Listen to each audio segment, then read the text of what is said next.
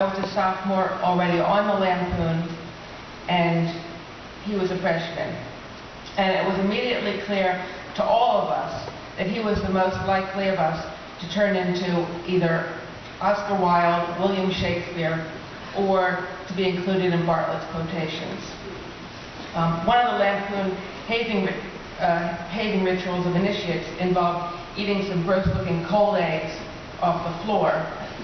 All of the other newcomers were so cowed or maybe nauseated that they couldn't talk. But Mark, with that whispery aplomb of his, turned to the pretty girl next to him and said, "Do you come here often?" A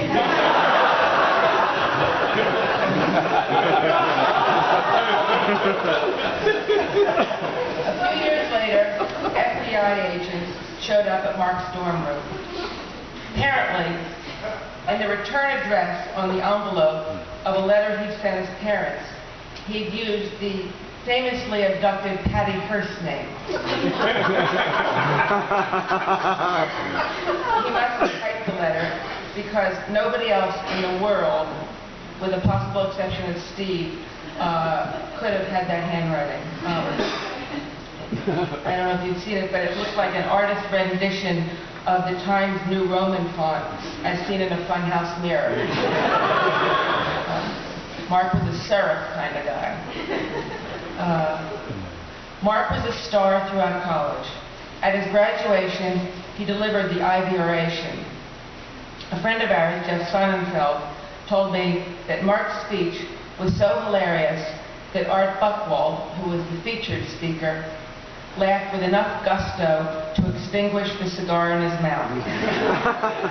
And Buchwald said that he considered not walking up to the podium because he didn't want to follow Mark. I loved Mark's combination of awkwardness, confidence, genius, and politeness. He lived a Beckett life and had a Beckett brain, but his presentation to the world was always feel-good Disney. Who else regularly and gallantly kissed women's hands? I also loved the delighted and mildly surprised look on Mark's face when you ran into him at a party. His face lit up and he managed to make you feel as if he were a celebrity he was ushering onto a talk show set. And if you said anything funny, he would tilt his head back, smile hugely, and then laugh.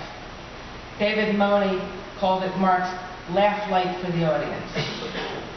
I loved his throwaway references too. Mark once told me he had a dream about Archimedes.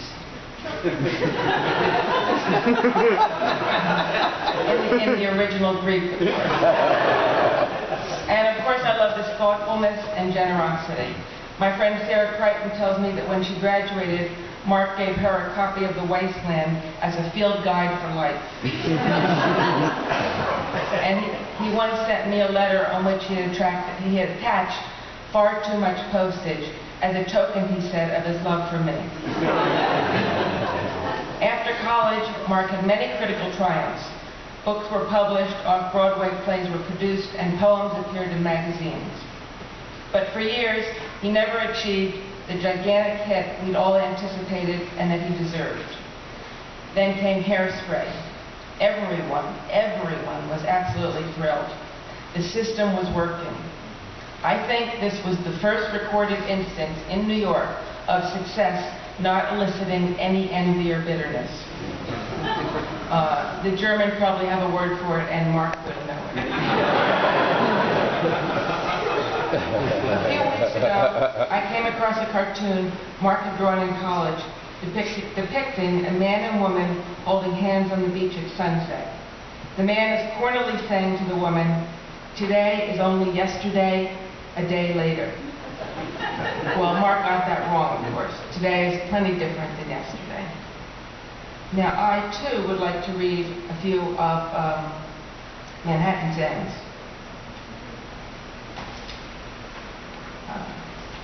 He who does not speak sits next to you at dinner.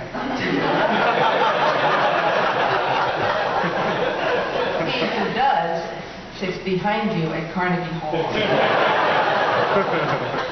He who should does not appear in court. Choose and hope but the burger will be medium. The overpriced margarita hits the spot. He who sleeps in his clothes will surely wake up at night. Finally, the cockroach didn't ask to be born. Give up expecting him, and the repairman arrives.